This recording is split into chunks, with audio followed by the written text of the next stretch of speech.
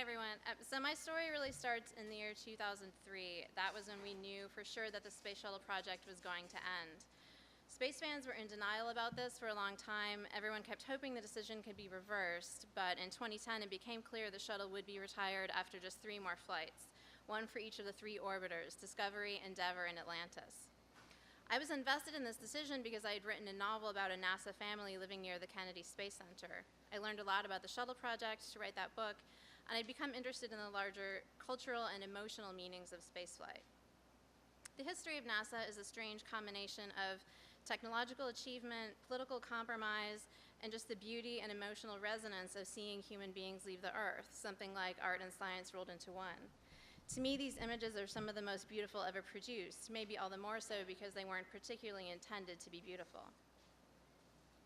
I thought someone should write about the end of the shuttle in this way. Though my first book was fiction, this cultural moment seemed to call for something more like literary journalism or creative nonfiction, for a writer to go down to Cape Canaveral to see the last launches in person. So I went down to Cape Canaveral 13 times altogether.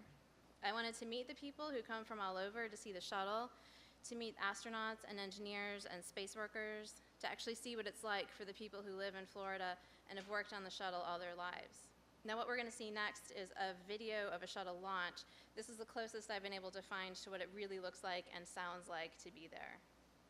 So get ready. It's coming up. 2, 1, booster ignition, and liftoff of the Space Shuttle Discovery, returning to the space station, paving the way for future missions beyond.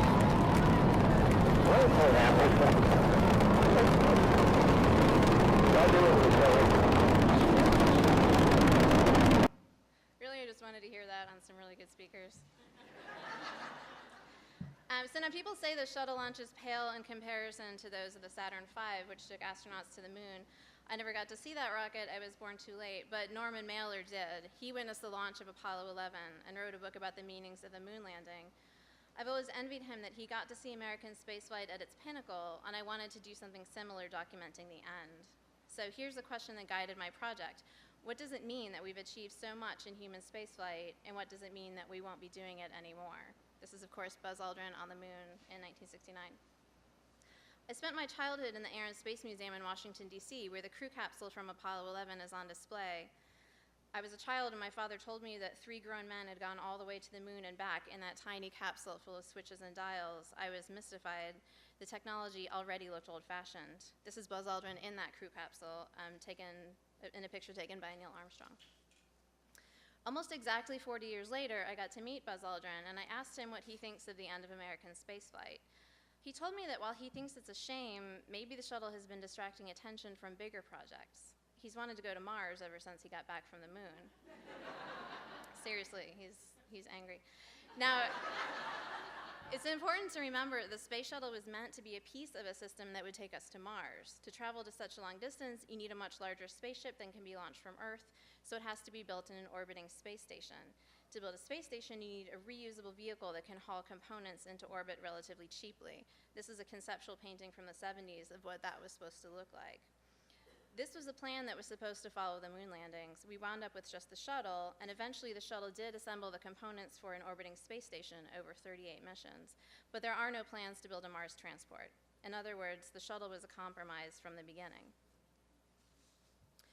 The shuttle's 30-year lifespan has seen 135 flights on 5 orbiters, and while 133 of those were successes, our memory of the shuttle era is complicated by the explosion of Challenger during launch in 1986 and the disintegration of Columbia during re-entry in 2003. And the losses of those orbiters and their crews changed the history of spaceflight forever. So what is the answer to the question that drove me to all this? What does it mean that the space shuttle flew for 30 years, that we've been going to space for 50 years, and that now we no longer have a vehicle capable of taking humans off the Earth? What does it mean to have been a spacefaring nation and then to stop? I asked a lot of people this question: astronauts, physicists, NASA administrators, engineers, launch pad technicians, tour guides, bus drivers, electricians, food service workers. I also asked people who have no affiliation with NASA, and I asked my students, who are too young to remember Apollo, of course, but they're also too young to remember Challenger or even Columbia, and they've always thought of the shuttle as being old technology.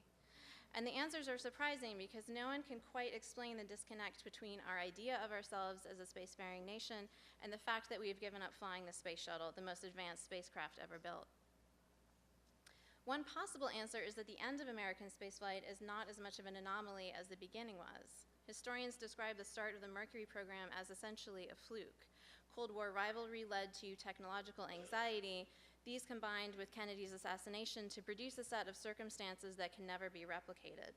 Here we can see JFK at the Cape with Wernher von Braun. This was just a few days before he was assassinated.